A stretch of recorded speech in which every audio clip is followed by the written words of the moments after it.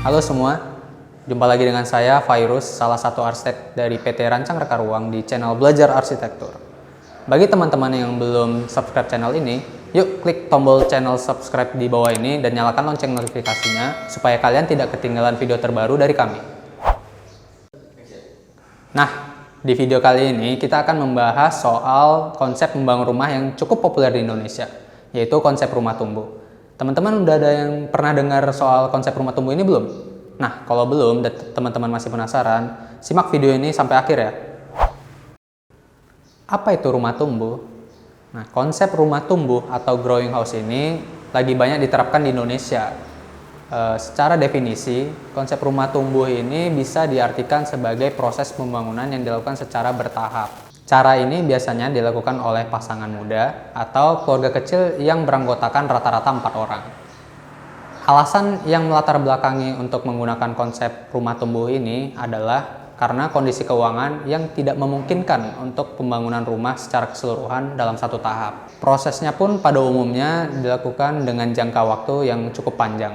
Nah, misalnya nih, teman-teman punya tanah dan ingin membangun rumah dengan luas 100 meter persegi. Sayangnya, teman-teman itu hanya punya anggaran yang cukup untuk membangun rumah dengan luas 50 meter persegi saja.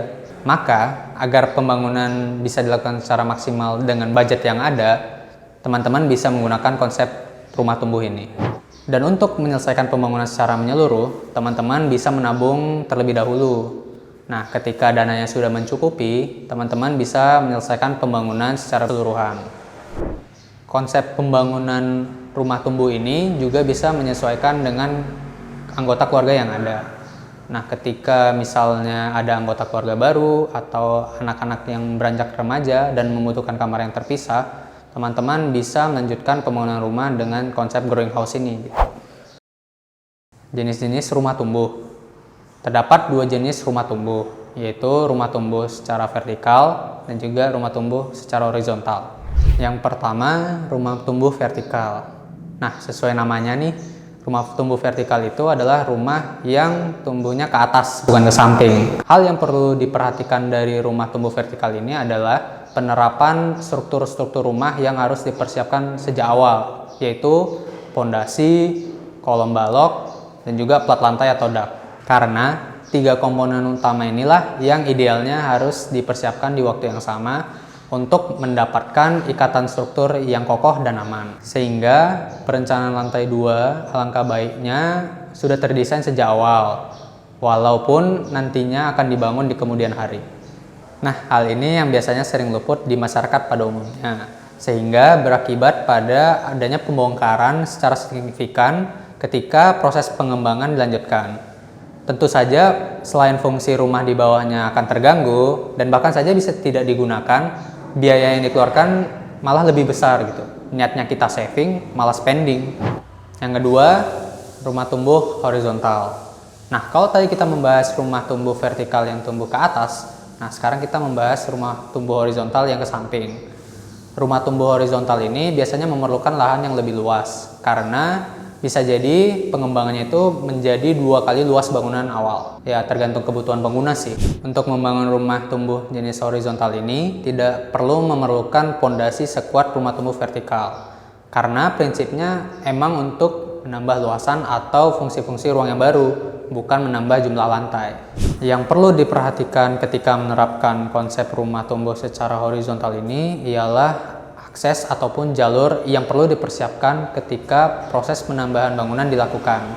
Sebagai gambaran agar teman-teman lebih paham, biasanya rumah tumbuh secara horizontal ini pembangunannya dilakukan dari sisi belakang dahulu. Hal ini bertujuan agar akses material untuk pembangunan tahap kedua tidak mengganggu bangunan tahap pertama yang sudah ada. Ataupun misalnya lahan teman-teman ini tidak bisa dibangun dari bagian belakang dulu, teman-teman bisa menyediakan akses di salah satu sisi lahan yang tujuannya juga untuk sebagai akses material ke bagian belakang di mana tahap 2 itu akan didirikan. Hal ini sama prinsipnya dengan rumah tumbuh vertikal, di mana ketika proses pembangunan atau proses tumbuhnya menuju tahap akhir itu meminimalisir adanya gangguan pada bangunan yang sudah ada agar tetap bisa berfungsi. Keunggulan dan kelebihan rumah tumbuh. Kehadiran konsep rumah tumbuh ini memang menjadi solusi untuk membangun rumah yang diimpikan, terutama bagi teman-teman yang memiliki keterbatasan dalam hal anggaran. Nah, tapi nggak cuma itu. Konsep rumah tumbuh ini juga memiliki beberapa kelebihan. Di antaranya adalah keunggulan yang pertama adalah bisa menyesuaikan anggaran yang ada.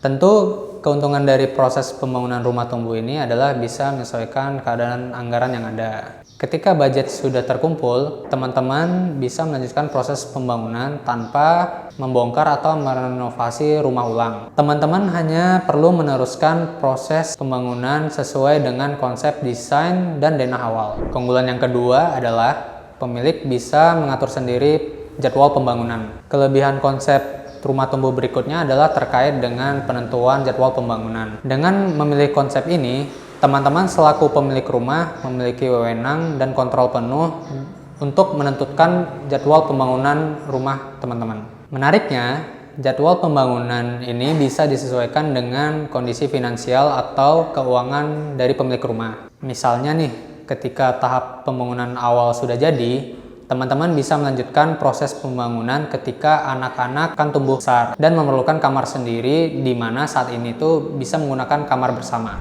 Keunggulan yang ketiga adalah lebih fleksibel dalam menentukan kebutuhan ruangan.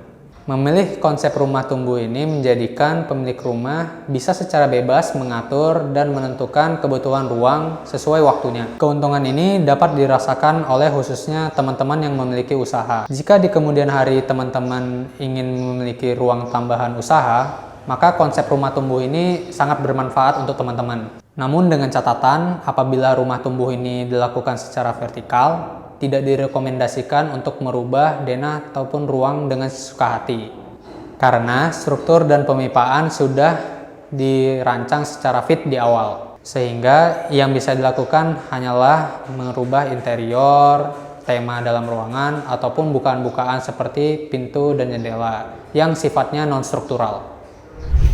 Keunggulan yang keempat adalah dapat menyesuaikan tren di masa depan. Kelebihan terakhir dari sisi desain rumah tumbuh ini adalah dapat menyesuaikan kebutuhan di masa mendatang. Selain itu, dari sisi kenyamanan, rumah tumbuh ini akan tetap sehat karena tidak memaksakan adanya ruang tambahan di lahan yang terbatas, dan secara struktural juga kuat.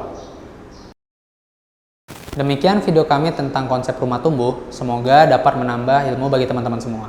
Nah, jika teman-teman masih bingung tentang video atau materi kita kali ini, teman-teman dapat menuliskan di kolom komentar, ataupun teman-teman dapat menghubungi arsitek dan desainer interior di PT Rancang Reka Ruang untuk berkonsultasi atau tanya jawab secara gratis. Untuk kontak dan linknya kami cantumkan di kotak deskripsi di bawah ini ya. Oke, sekian video kami kali ini. Saya Fairuz dari PT Rancang Reka Ruang. Sampai jumpa di video kami selanjutnya. Bye-bye.